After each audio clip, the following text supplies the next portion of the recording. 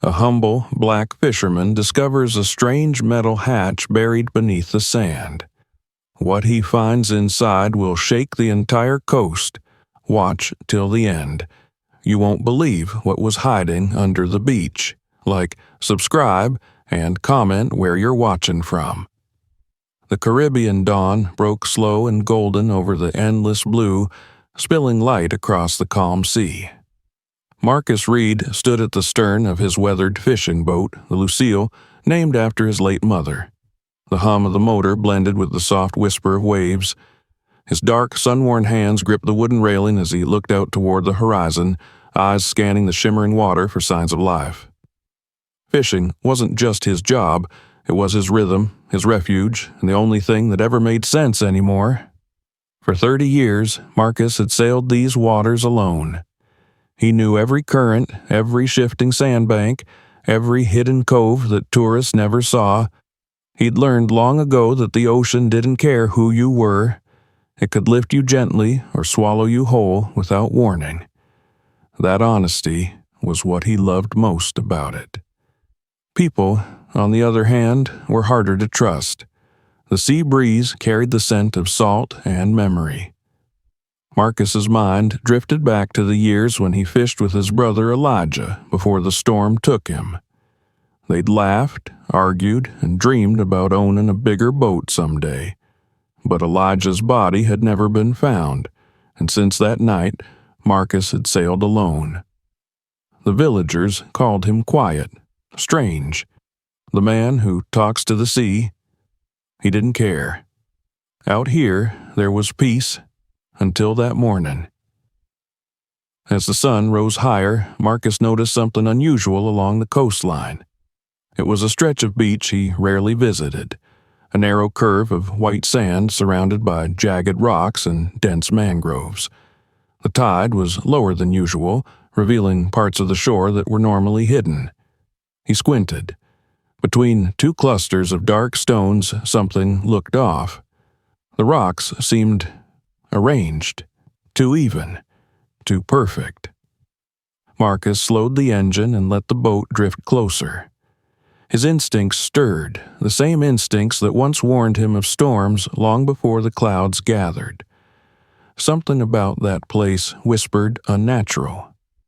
He dropped anchor, grabbed his fishing gaff, and stepped carefully into the shallow water. The wet sand sucked at his boots as he made his way toward the rocks. The air grew still, heavy, as if the world were holding its breath. Waves lapped gently at his ankles, and gulls wheeled overhead. Up close, the arrangement looked deliberate. Smooth stones stacked in a circle, almost symmetrical. He knelt and brushed away a layer of sand. Beneath it, the glint of metal flashed like a secret trying to stay hidden. Marcus frowned. He brushed more aggressively, the grains of sand sticking to his rough palms. The object was cold, solid, and unnaturally smooth, a dull silver plate, curved and slightly rusted around the edges. He ran his fingers along it and felt a small protrusion, almost like a hinge. His pulse quickened. "What are you, huh?" he muttered under his breath. His voice sounded small against the vastness of the empty beach. He dug deeper until the shape revealed itself. A metal hatch, about 3 feet wide, set into the ground and cleverly camouflaged with the surrounding rocks. Someone had gone to great lengths to hide it. Marcus felt a chill crawl down his spine despite the humid air. He looked around. No footprints, no boats, no sound except the distant murmur of the sea. This place was deserted. Marcus stood, staring at the hatch. Part of him wanted to turn around, get back in his boat, and forget what he'd seen. But another part, a stronger part, the same one that had carried him through storms and solitude, refused to walk away. He was a man who followed his instincts, and something deep within told him that this discovery was no accident. He jammed the end of his gaff into the seam of the hatch and pushed. It didn't budge. He grunted, muscles tightening. The metal groaned but stayed shut. "Come on," he hissed, planting his feet in the sand. He heaved again, using his weight, and finally, with a long metallic creak, the hatch shifted open an inch, then two, then wide enough for him to see darkness yawning below. A gust of cold, stale air rose from the opening, carrying with it a faint chemical odor, something sharp and artificial. Marcus blinked and took a step back. He pulled a small flashlight from his belt and shined it into the hole. The beam cut through the shadows, revealing a narrow ladder descending into the earth. He could barely make out the bottom, but he saw smooth concrete walls, wires running along them, and something metallic glinting in the distance. His stomach twisted. Whoever built this didn't want it found. The wind picked up, tossing his worn cap aside. Marcus stood at the edge of the hatch, his flashlight trembling slightly in his grip. For a long moment, he didn't move.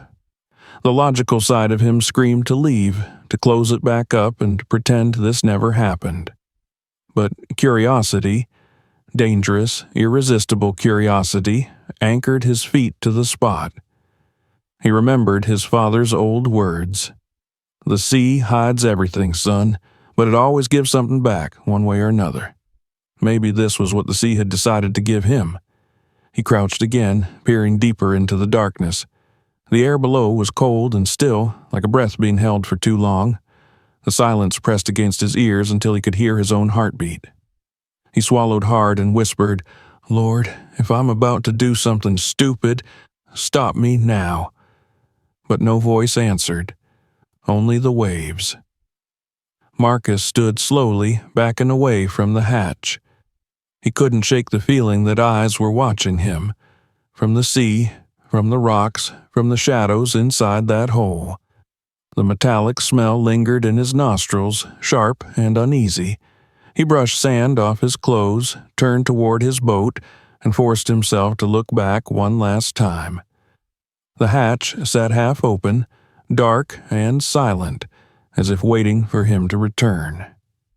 As he climbed back aboard the Lucille, Marcus felt something shift in his gut. He didn't know what he had found, but deep down he sensed it wasn't meant for him or anyone to see. He started the engine, the hum echoing over the empty beach. The tide was rising again, waves already licking at the stones where the hatch lay buried. The sea, as always, was trying to hide its secrets. Marcus looked out toward the horizon, the wind tugging at his weathered jacket. He couldn't explain it, but something inside him had changed. For the first time in years, the ocean no longer felt peaceful. It felt like it was whispering a warning. And yet, even as he sailed away, he knew he'd come back. The next morning, the horizon was draped in gray mist and the ocean felt strangely restless. Marcus Reed hadn't slept much. Every time he closed his eyes, he saw that hatch, the way it had creaked open, the smell of cold metal, the darkness beneath. He tried to convince himself it was nothing. Maybe an old storm shelter, maybe debris from some forgotten military project. But deep down, he knew better. That thing had been hidden on purpose. By sunrise, his hands were already tightening around the steering wheel of the Lucille. The boat's motor rumbled like an old heart, carrying him back toward the secluded beach. The fog clung to the water like smoke, muting every sound except the rhythmic slap of waves against the hull. Marcus's mind spun with questions he didn't want to ask out loud. Who built that hatch? Why was it buried under stone? And what would he find if he went further? When he reached the same stretch of coastline, it looked almost untouched. The tide had crept back in, erasing most of his footprints. Only a faint circular outline in the sand betrayed that anything had been disturbed at all. He anchored the boat and stepped ashore again, the gaff slung over his shoulder, a flashlight tucked in his pocket. The air felt heavy, too still for the coast. Even the gulls were gone. Marcus approached the patch of rocks where he'd found the metallic glint the day before. The stones looked ordinary now, just a jumble of gray shapes, but he knew what was beneath them. He knelt down and brushed the surface until his fingers found the cool metal. A shiver ran through him. He hesitated. You could walk away right now, he thought. Pretend it never happened. But he couldn't. The memory of that dark opening gnawed at him like hunger.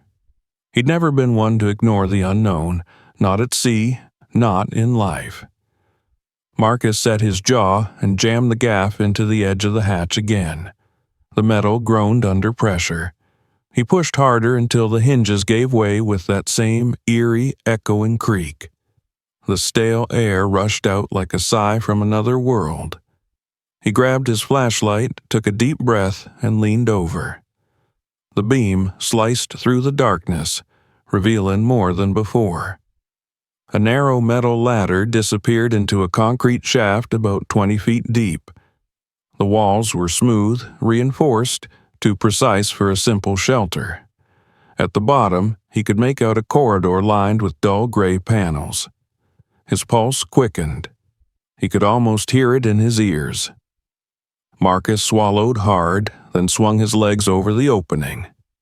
The metal ladder was cold under his palms. He took one careful step, then another, his boots scraping softly against the rungs. The silence swallowed every sound.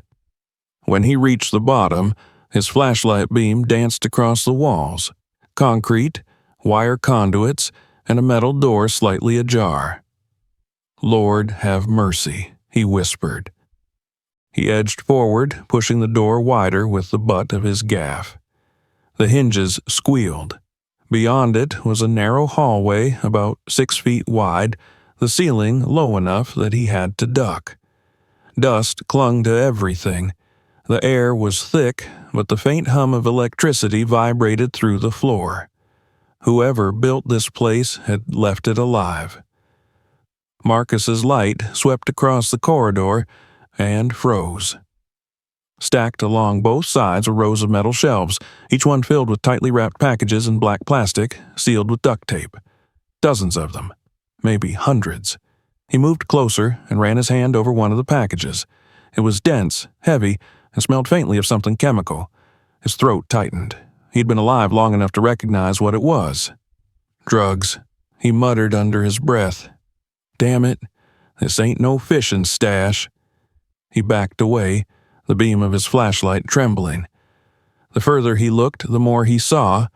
Barrels, tools, surveillance monitors covered in dust, even a small ventilation system humming faintly.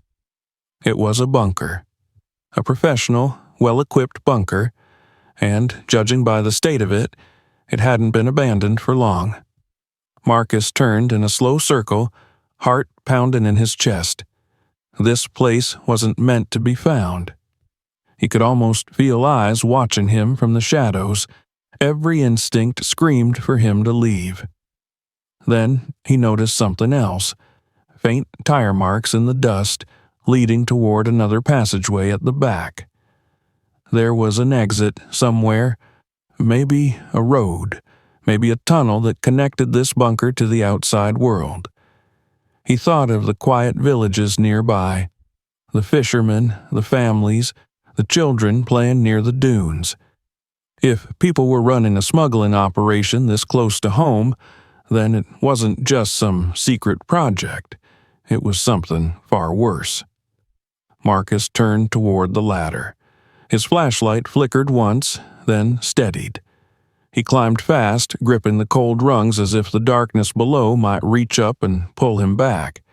When he emerged into daylight, the brightness almost blinded him. He stumbled to his knees, gasping for air, the sea breeze filling his lungs again. For a moment, he just sat there, staring at the hatch. His hands shook as he pulled it shut, the metal ceiling with a dull clang. He piled sand and stones over it, erasing what he could. The sound of waves filled the silence again, but it didn't bring peace this time. Marcus stood and looked out to the water. His reflection shimmered faintly between ripples, a weary man, sunburned and haunted. He'd seen plenty of storms at sea, but nothing like this. This was something darker, deeper, a storm born of men. He pulled out his phone, his thumb hovering over the keypad. He hesitated for only a second, then dialed the local police. The line crackled. "This is Marcus Reed," he said, his voice low but steady. "You need to send someone down to the Southern Cove. I found something you're going to want to see." "What kind of something?" the dispatcher asked. Marcus looked back at the hatch, then at the horizon. "A secret," he said quietly. "A big one." The waves crashed behind him as if trying to drown out his words. When he hung up, he felt the weight of what he'd done settle heavy on his chest. Whatever was hidden beneath that beach was no longer a secret, and whoever it belonged to would soon find out it had been discovered. He turned toward his boat and began walking back through the sand, his boots sinking with every step, the ocean whispering behind him like it knew what was coming. As he climbed into the Lucille and started the motor, he didn't look back. But deep down, Marcus knew one thing for sure. That hatch had been a door not just to a hidden bunker, but to trouble far greater than anything he'd ever faced on the sea. The line went dead with a soft click, leaving Marcus alone with the wind and the hush of the tide. He slid the phone back into his pocket and stood motionless, listening. The world felt narrowed to 3 sounds: the pulse in his ears, the breath of the sea, and that faint metallic memory of the hatch creaking open. He forced himself to move. The first thing was to make the ground look untouched. He tugged his gloves tight and went to work, smoothing the sand with the flat of his palm, rearranging the stones until the circle looked careless again, like a scatter left by waves. He dragged a dry palm frond from the mangroves and whisked away the last hints of his footprints around the opening. Only then did he kneel and press down on the hatch.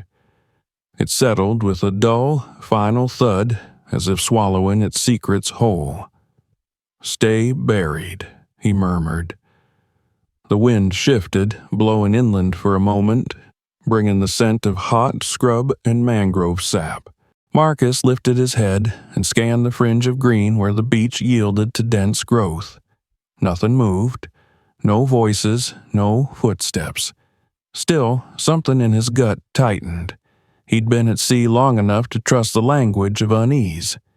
He slid the gaff into his grip like a staff and walked a slow arc above the high water line, eyes tracing for signs he'd missed before.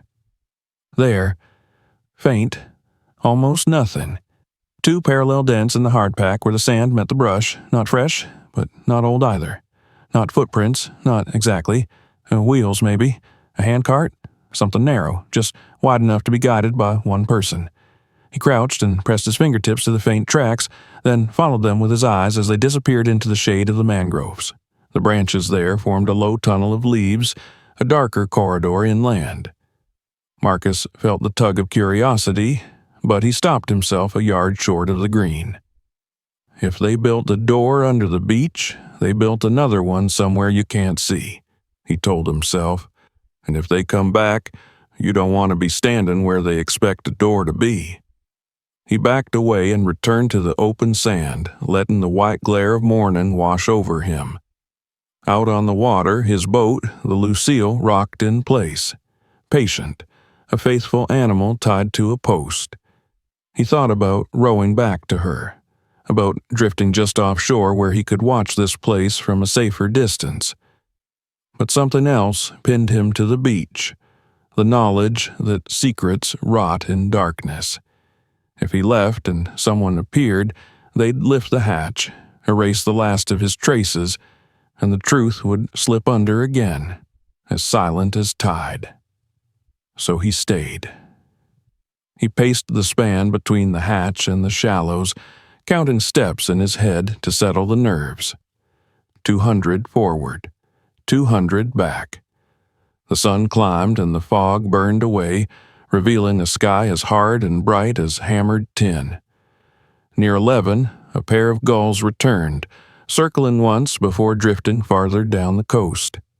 Marcus took it as a good sign. If there was immediate danger, even birds learned to steer clear. Still, he didn't put the gaff down. The metal hook flashed each time he turned, a modest promise of teeth if he had to show them. A memory snagged him, the last storm he'd weathered with Elijah, the wind howling, the sheets of rain slicing sideways, the black water heaving like a living thing. The two of them had lashed their gear and lashed themselves and laughed into the roar to trick their own fear. When the eye passed overhead, the sea went eerily still, like this, quiet with a wrongness in the quiet. He'd learned then that calm didn't always mean safe. Often it was the breath between blows. He checked his phone again. 1 bar of signal. No messages, no sirens, no dust plume of vehicles from the distant road. He considered calling a second time, but he knew how it would sound. A fisherman spinning a story about a door in the sand. He had given the dispatcher the cove's nicknames, the currents, the landmarks, the dog's tooth rock, the crooked palm that looks like it's pointing out to sea. He'd done what he could. Now he had to wait, and waiting had never sat right with him. He set his back to the wind and studied the surf. The tide was still climbing. In another hour, waves would kiss the outer ring of stones. By afternoon, the entire patch would sleep under a sheet of shining water. Maybe that was the point, the daily erasure. The sea was their accomplice, hiding the seam between the world above and the one below. A sound snapped him around, the low burr of an engine, distant but drawing nearer. He crouched instinctively and moved toward a rise in the sand, lowering himself until only his eyes cleared the crest. He scanned the bending line of coast both north and south. The sound deepened, then thinned, then deepened again, as if something moved behind the mangroves rather than along the beach. For a breath, he imagined a four-wheeler slipping quietly along an inland track, whoever rode it pausing to listen just as he was listening. The engine cut. The silence that followed was heavier than noise. Marcus slid a foot back, sinking his heel into the sand for balance.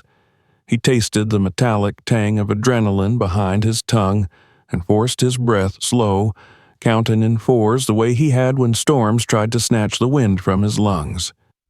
He held the count until the hush felt less like a weight and more like a space he could move within. No one appeared. A minute bled into 5. He lifted from his crouch and drifted toward the mangrove edge again, keeping the open beach at his back. Beneath the low canopy, the earth changed, firm sand giving way to a darker mix of salt soil and old leaf, the air thickening and sweetening with the scent of sap. He stopped at the mouth of the green tunnel and studied the ground. Old scuffs layered over old scuffs. A broken stem here, a crushed seed pod there.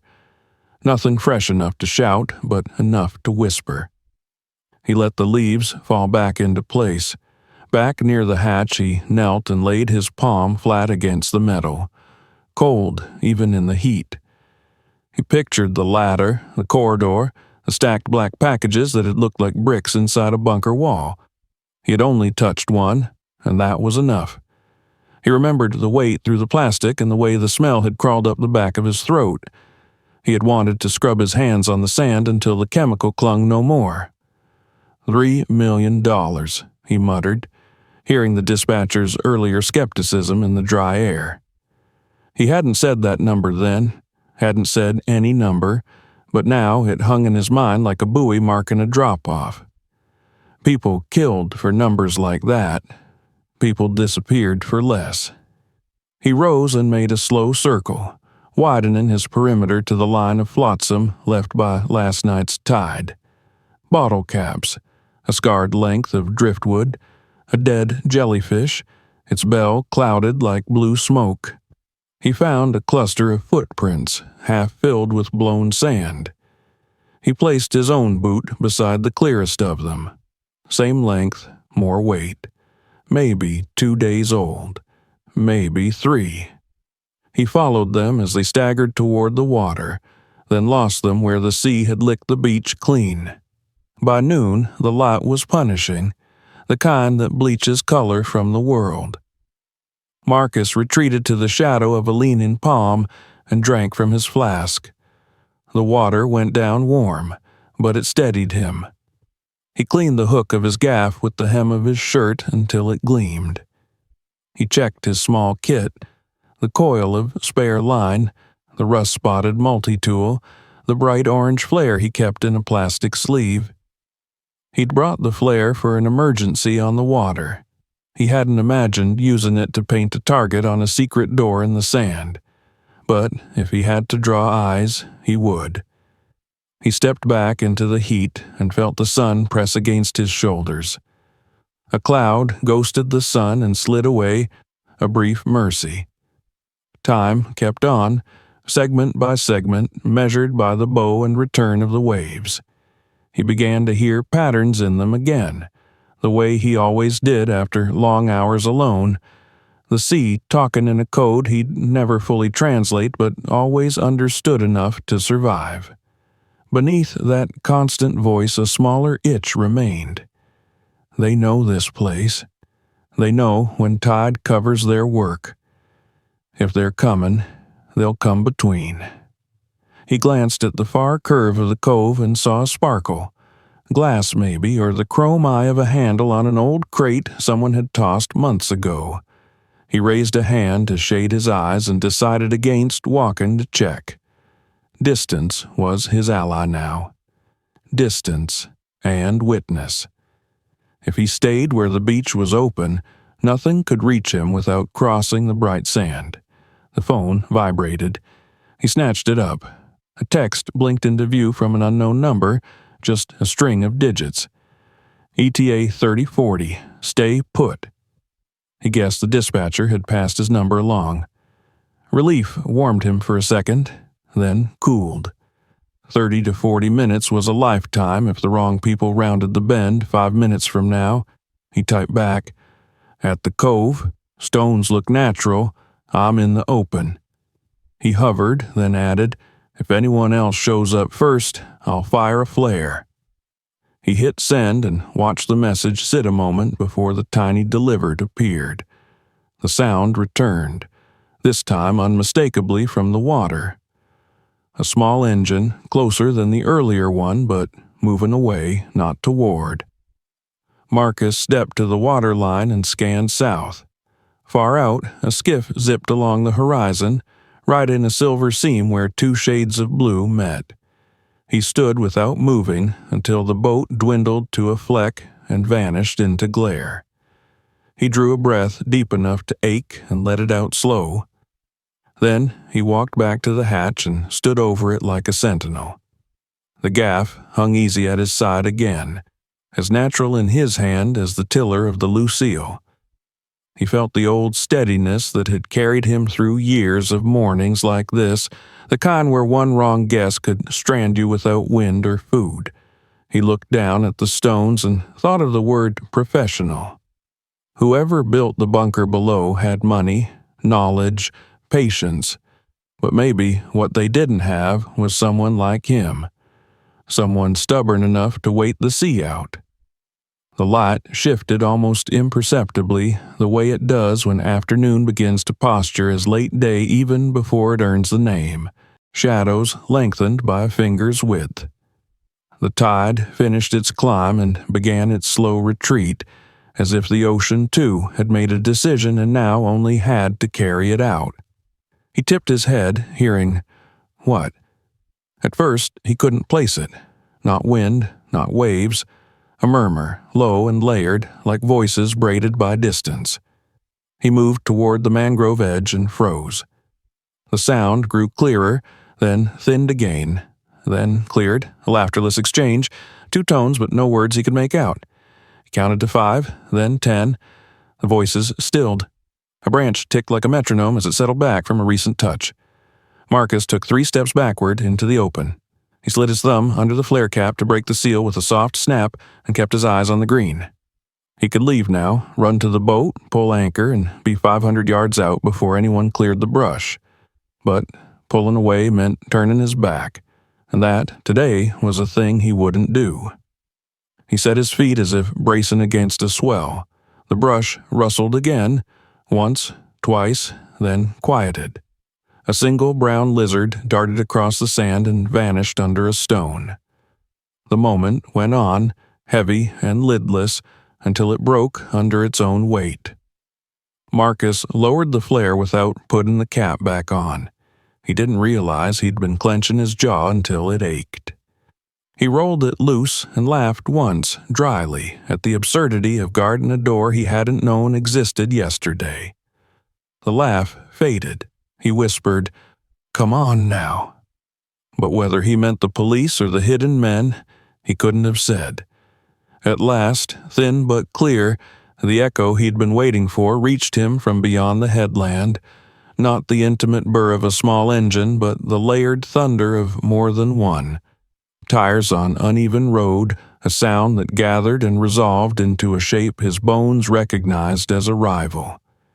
He stepped into the middle of the open sand and raised one arm straight over his head, the gaff in his other hand catching the light. He didn't fire the flare. Not yet. He held his ground, eyeing the bend in the coastal track where scrub and stone made a narrow gate.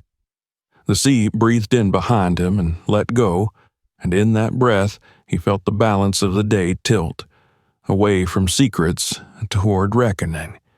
He touched the hatch with the toe of his boot, not a kick, just a promise to the thing below. I didn't look away. The engines grew louder, and for the first time since he'd pried up the metal and peered down into man-made night, Marcus Reed allowed himself to believe that whatever this was, however wide and dangerous, it might be pulled into the sun. He took one more breath and squared himself to meet it. The engines grew louder until their sound filled the cove like thunder trapped in a shell. Marcus Reed stood firm in the sunlight, one hand gripping the gaff, the other shielding his eyes from the glare bouncing off the sea. Moments later, 2 patrol trucks appeared from behind the mangroves, crawling slowly over the sand as if the land itself were dangerous. Blue and red lights spun in silence, muted, cautious, as if the officers didn't want to alert whoever might still be listening from the shadows. The first truck halted a few yards away. Captain Rivera stepped out, a tall man in his 40s with a pressed uniform already sweating under the heat. He scanned the beach before his eyes settled on Marcus. "You the one who called this in?" Marcus nodded. "Yeah, name's Marcus Reed, Fisherman." The captain's eyes moved toward the stones half buried in the sand. "And you say you found something here?" Marcus pointed with the gaff. "Right there. Don't look like much now, but there's a hatch under those rocks. Leads somewhere it shouldn't." Rivera motioned to 2 younger officers. "Check it." They moved forward, cautiously, brushing sand away, exchanging looks as the metal began to show. Rivera turned back to Marcus. "You open it yourself?" "I did, yesterday. Took a peek. Wish I hadn't." "What did you see?" Marcus hesitated, glancing toward the surf. "Shelves, crates, black-wrapped packages stacked up high. I didn't touch more than one, but it wasn't fish food." The captain frowned. "You're saying narcotics?" "I'm saying I've seen enough life to know when something smells dirty. This smelled like money and trouble mixed together." One of the younger officers called out, "Sir, he's right. There's a hatch here. Steel, heavy duty, hidden well." Rivera walked over. He squatted beside the opening, his hand tracing the metal seam. "How deep?" "About 20 feet down," Marcus said quietly. Rivera stood. "Bring the gear." Within minutes, another truck rolled up carrying 4 more officers and a set of floodlights, cables, and cameras. The quiet cove transformed into a scene of organized chaos. The hum of generators replaced the ocean's whisper. Marcus stepped back, watching as they pried the hatch open. A wave of cold air breathed out from the darkness, carrying the same metallic odor that had haunted his dreams. Rivera leaned down, peered into the hole, then gestured to 2 men with flashlights. "Martinez, Lopez, you're first. Keep your radios open." The 2 descended carefully. The rungs of the ladder clanged softly as they disappeared below. The others waited in silence, eyes fixed on the dark rectangle in the ground. Seconds stretched into minutes. Finally, Martinez's voice came through the radio, slightly distorted but clear enough. "Captain, you're going to want to see this." Rivera's jaw tightened. He descended himself, disappearing into the hatch. Marcus stood at the edge, his pulse steady but heavy. He could hear murmurs rising from below, short bursts of disbelief, the scrape of boots against concrete, the metallic clatter of something being opened. Then Rivera's head reappeared. His face was pale beneath the sun. "You weren't lying," he said. "It's a storage facility. God knows how long it's been here." He climbed out and barked orders. "Secure the perimeter. Get forensics down here, and nobody touches a damn thing until we have documentation." Marcus approached. "What's in there?" Rivera looked at him, his expression caught between respect and unease. Hundreds of wrapped packages. Marijuana, mostly, by the looks of it. Maybe more. There's a ventilation system, lighting, wiring. This wasn't some backyard job. Someone poured serious money into this. "How much we talking?" Marcus asked. Rivera exhaled through his teeth. "Millions. Easy. Could be one of the biggest busts we've had in years." Marcus turned his gaze toward the sea. It glittered innocently, pretending it had nothing to hide. Figures. The ocean hides things better than any man ever could. Over the next hour, more vehicles arrived. Investigators, journalists, and officers carrying plastic evidence bags. The once isolated beach buzzed with voices and cameras. Rivera stayed close to Marcus, asking him questions about how he found it, how long he'd been fishing in the area, whether he'd seen anyone suspicious. Marcus answered carefully, truthfully. By late afternoon, the tide began to climb again, washing softly against the rocks as if trying to reclaim the secret. The officers installed temporary barriers to keep the water out, but Marcus could tell the sea didn't like being interrupted. It was as though it wanted its silence back. At one point, a younger officer approached Marcus, curiosity bright in his eyes. "You must have been scared, finding something like that." Marcus smiled faintly. "I've been scared plenty in my life, son. Storms don't ask your permission before they hit. You just hold your ground till they pass." The boy nodded, unsure what to say. Marcus watched him walk away, realizing how strange it felt to be surrounded by people again after so many years alone on the water. He'd come ashore looking for fish and found a story that would ripple far beyond his cove. Rivera came up beside him as the sun began to dip low. "You did the right thing calling us," he said. "If you hadn't, this whole operation might have stayed buried for another decade." Marcus shrugged. "I just saw something wrong and didn't turn away." "That's more than most people do." Rivera extended his hand. Marcus took it. The captain's grip was firm, his eyes steady. "We'll keep you informed. There'll be questions, maybe reporters. You okay with that?" Marcus chuckled quietly. "Reporters? I ain't got much to tell except what I saw. But if this helps clean up the coast, then yeah, I'll talk." As the last of the daylight drained from the horizon, the cove became a patchwork of floodlight beams and shadow. Officers sealed the hatch with police tape, but Marcus knew the ocean would erase all traces by morning. The sand would shift, the stones would roll, and the story would drift out to sea like everything else the water decided to keep. He walked down to the shoreline and let the waves lick at his boots. The air smelled of salt and diesel. Somewhere behind him, a camera flashed, catching his silhouette against the setting sun. He didn't turn. For a long time, he just stood there, an old fisherman watching the tide swallow the place where the earth had opened its mouth. And when he finally turned back toward his boat, Marcus Reed carried with him a heavy truth. He hadn't just found a hidden bunker. He had found the edge of something larger, something that had been thriving right beneath the world's feet. Tomorrow, the headlines would call him a hero, but as the sea whispered behind him, Marcus wasn't sure hero was the right word. Sometimes, he thought, it just takes one man brave or foolish enough to look where others refuse. The engines of the patrol trucks rumbled once more, pulling away toward the road. The beach grew quiet again, bathed in twilight. Marcus took one last look at the spot where the hatch lay sealed under layers of sand.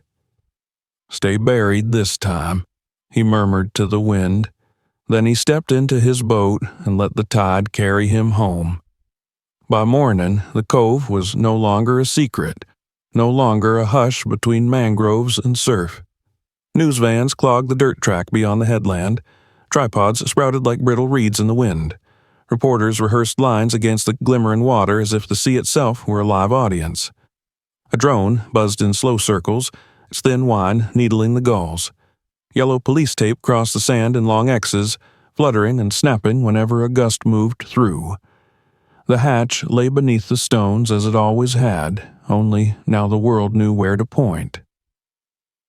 Marcus Reed arrived just after sunrise in the Lucille. He cut the motor a few yards offshore and let the boat drift on the residual swell, watching the scene with the careful gaze of a man who has learned to measure distance not in feet, but in consequences. He had not planned to return so soon, but sleep had refused to hold him. The sea was the closest thing he knew to mercy. Even when it showed him its teeth, it told the truth. And after yesterday's unmasking, he needed the truth more than rest. A uniformed officer hailed him from the beach and waved him in. Marcus tilted the outboard, slid the Lucille through the long tongue of foam, and grounded her gently on the sand. Cameras turned as he stepped down. For a heartbeat, the beach felt like a stage, each lens a bright, unblinking eye. Then the moment passed, and the world became what it had always been. Noise that would quiet, footprints that the tide would erase. Captain Rivera met him at the waterline, his shirt already dark at the collar with sweat. He looked older than yesterday, as if the bunker had crawled onto his shoulders and decided to ride.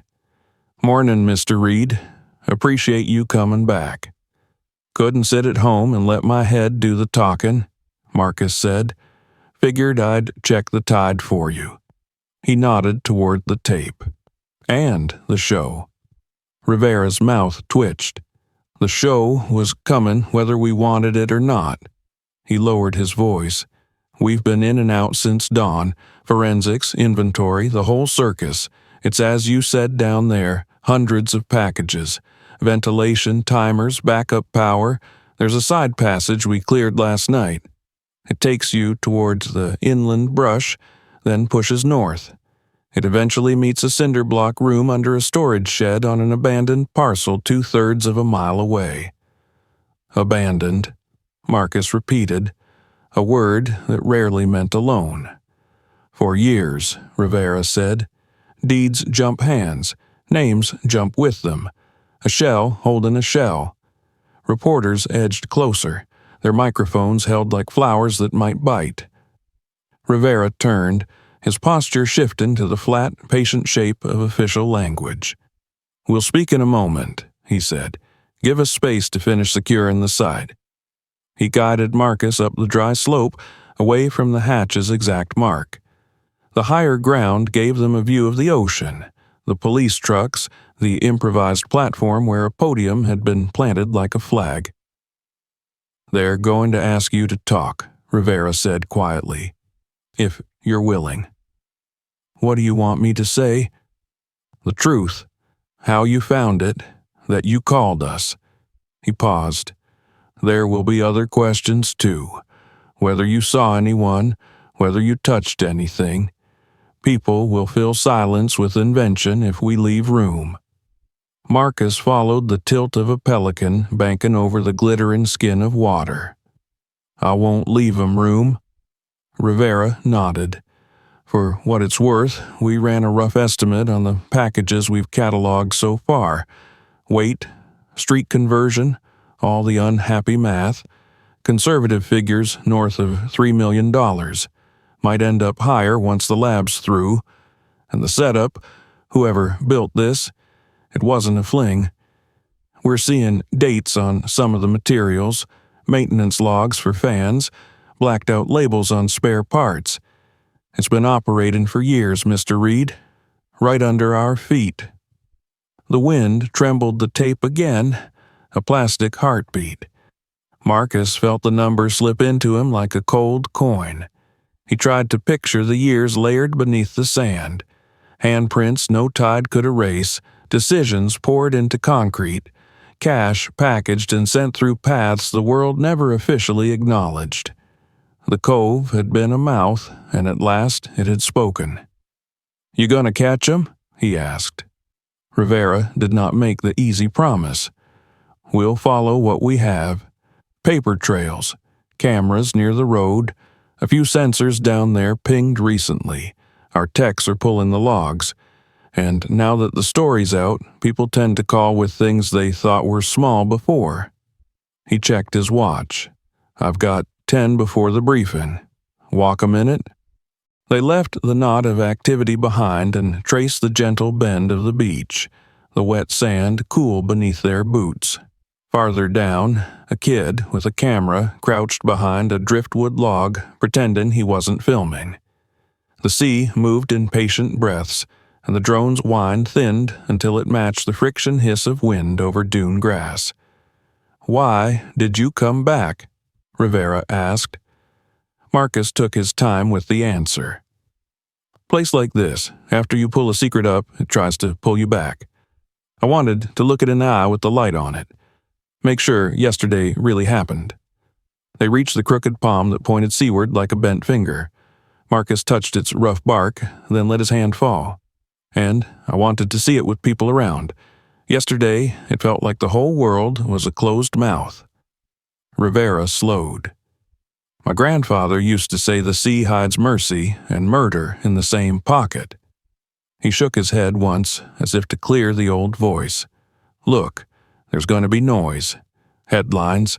Someone will make you a hero. Someone else will say you staged it because that's how today works. Hold steady. If you need anything, protection, help fielding the attention, call me." "I've weathered storms," Marcus said, "but I'll take your number." They stood a moment, listening. The tide had begun its slow climb again, archiving the morning grain by grain. On the far side of the cove, a small group of villagers had gathered behind a second strip of tape. Faces Marcus recognized in outline more than name. A fishmonger who once haggled him half to laughter.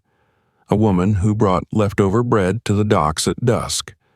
A boy with salt-stiff hair who had asked one winter if pelicans dream. He lifted a hand. The boy lifted his in return. Rivera's radio cracked. "Captain, we're live in 5. Rivera gave Marcus a nod that was also a question. "Let's get it done," Marcus said. They walked back toward the podium. The press surged and then arranged itself into an obedient half-moon. The drone settled, a curious insect. Microphones rose. The captain began. Name, rank, units on site, the quick spine of facts. He kept it clean and spare, the way you gut a fish when you don't want to spoil the meat. Time of discovery, the initial descent, confirmation of narcotics, a preliminary estimate on street value, the fact of the tunnel's reach to the abandoned property, the inference that the operation had run for years. He did not say congratulations. He did not say outrage.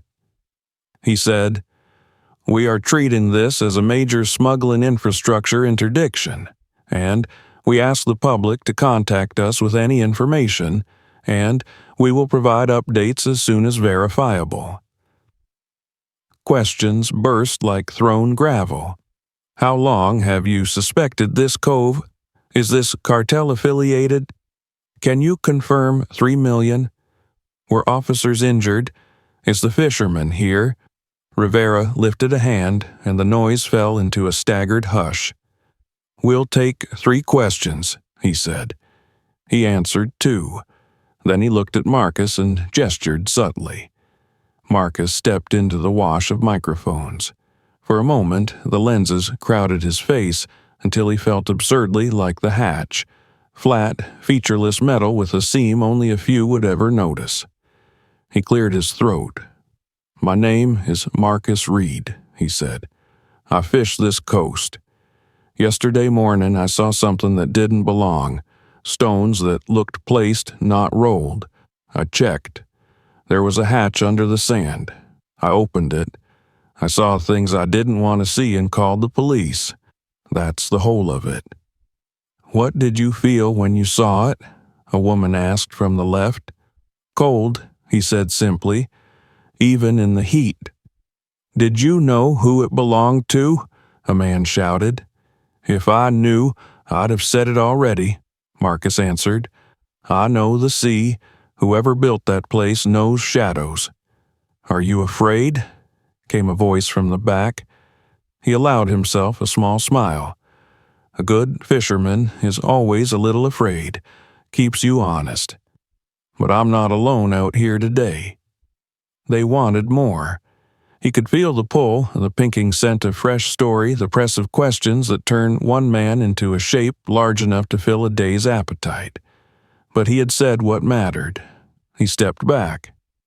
Rivera reclaimed the space with a nod and closed the briefing with the practiced cadence of a man who has learned to end before the truth grows thin. After, villagers drifted closer in ones and twos, their faces shy with gratitude and curiosity. An old woman touched Marcus's elbow and whispered a prayer he recognized from childhood. A young father clasped his hand with an intensity that startled him. The man's daughter, holding 2 bright shells, looked at Marcus as if he could lift the lid from any dark.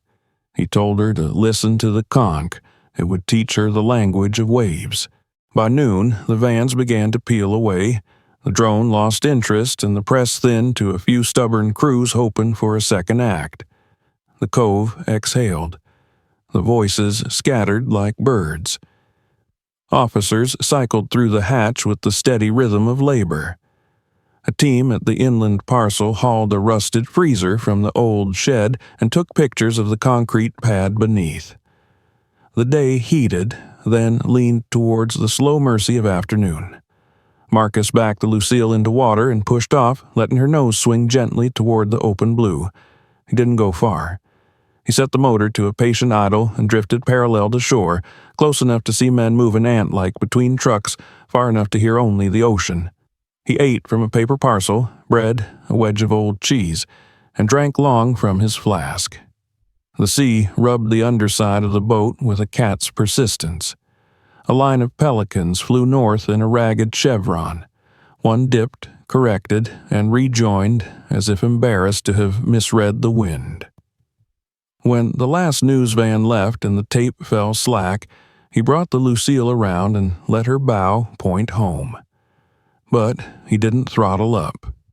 He sat with his hands on the wheel and looked once more at the place where the stones disguised a door. He thought of all the mornings he had passed this slice of coast without seeing what watched back. He thought of Elijah and the storms they had outrun, of the eyes quiet, of how calm can be the most dangerous water of all. In town that evening, the story leapt from phone to phone faster than the dusk spread through the alleys.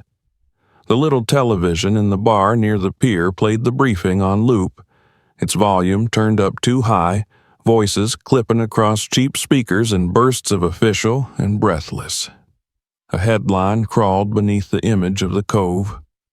Fisherman's discovery leads to major drug bust, Operation Worth, over $3 million uncovered on remote beach. Patrons argued about who had known, who had guessed, who had seen late-night shadows where no one should walk. Someone tried to buy Marcus a drink. He settled for coffee, black. When a reporter called his old flip phone again, he let it ring out and pocketed the device like a stone. He walked the docks at twilight, greeting the boats by their names the way he always had. Ropes creaked, sails chattered softly where they hung to dry. He checked the Lucille's mooring twice, not because it needed checking, but because habit made his hands remember what steadiness feels like. On the far shore, beyond the line where the world ended in blue, heat lightning stitched faint arcs a storm might follow tomorrow or not. The sea kept its face blank, ready for anything. At home, he washed the salt from his arms in a basin and sat on the step with his plate balanced on one knee. The neighborhood had already begun to retell what had happened. Kids playing at detectives, adults giving each other the slow nod of people who have seen too much to be easily amazed. A stray cat moved like spilled oil along the fence and paused to watch him, eyes golden in the last light. He broke a piece of fish and set it down. The cat took it without thanks, which felt righteous. When the first stars showed, Marcus took out a small notebook from the shelf by the door. He did not write often, but some days insisted on record. He kept the entries short, like weather marks on a chart. Low tide revealed stones. Hatch beneath, called police. He hesitated, then added, worth more than any catch I ever made. Worth less than a good night's peace. He closed the notebook and listened to the town deflate into night. Somewhere, a radio carried a song that had been new when he was young, a melody that had weathered decades of storms without losing its tune. He looked down at his hands, scarred, steady, brown as the nets in July, and felt the faint echo of the hatches cold through his palms again. He rubbed them together until warmth returned. In the days that followed, the world did what it does. It fed, it fussed, it moved on. The headlines trended, peaked, slid into other astonishments. The bunker's corridors emptied under fluorescent judgment. The packages became exhibits. The abandoned property filled with men holding clipboards. Rumors grew leaner as facts grew fatter. A name surfaced, then another, then dissolved into the careful vagueness of ongoing investigation. The number, 3 million, held. The years, 4 years, hardened into for years in print. The cove grew quiet again, as if the sea had taken its breath back and forgiven the interruption. Marcus returned to his route. Dawn, nets, lines, the tiny math of current and wind. Sometimes he steered past the cove and cut the engine to listen. Without the generators and the voices, the place sounded the way it had before. Waves arranging themselves along the beach, a single palm dragging its shadow like a slow sundial, small stones muttering as the tide pulled at them and let them be. He would look at the stones and feel, deep in the bone, the presence of the door beneath. Not a threat now, not a promise, just a fact, a seam that had been found and lifted to light. On an evening a week later, he brought the Lucille to rest where the water glowed copper with the fallen sun. The sky's rim burned orange, then softened to the purples that make Fisherman sentimental. He shut the motor and let the boat become something the sea could forget. The wind fell away until the only movement was the delicate tilt of the hull and the shot clap of small wavelets against wood. He closed his eyes and let the quiet draw around him like a net with holes big enough to breathe through. This was the mercy he knew. Not that the world was safe, but that it could be honest for a while. He thought of the reporters who had asked if he felt like a hero. He thought of the captain's grandfather and his pocket of mercy and murder. He thought of Elijah and the hatch, and of numbers that could buy a man into silence if he let them. "No," he said into the clean air, answering a question no one had asked tonight. Just a man who didn't look away. The boat rocked once, as if in agreement. When the sun slipped and the first lamps along the distant pier winked on, Marcus reached for the tiller and turned the Lucille toward home. Behind him, the cove fell into shadow, the hatch sleeping under stones that would move by inches this year and feet the next, the sea doing its slow, patient work. The world above would remember, and then forget, and then remember again the way people do. But the ocean does not forget. It keeps the shape of every secret you leave in it, and sometimes, when the tide draws back just right, it hands one up to a man who knows how to read the line where glitter turns to glint. He eased the motor forward and felt the boat gather herself under his hands. The night opened, salt sweet and wide. Somewhere offshore, a fish leapt and vanished with a soft slap, like a punctuation mark on the end of a long sentence. Marcus smiled into the wind and let the sea write the rest in its language of breath and return. The coast dimmed. The engines of the day fell away. The cove became only a curve in the dark, and the door beneath the sand, for now, belonged to silence again.